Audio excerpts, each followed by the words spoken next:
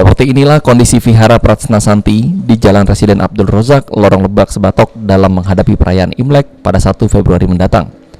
Ratusan lampion telah terpasang di vihara yang dibangun pada tahun 1994 ini.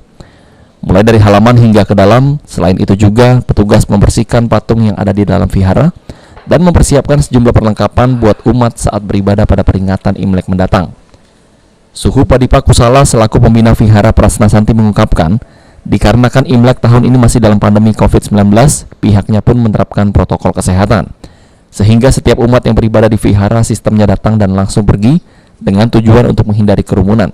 Malam tahun barunya ya karena kita sekarang juga masih dalam suasana COVID ya, jadi tetap ada kegiatan beribadah. Untuk di vihara sini kita sendiri mereka beribadahnya datang pergi kayak gitulah ya, maksudnya tidak kumpul seperti itu. Jadi yang datang sudah sembahyang mereka pulang, sudah sembahyang mereka pulang kayak gitu.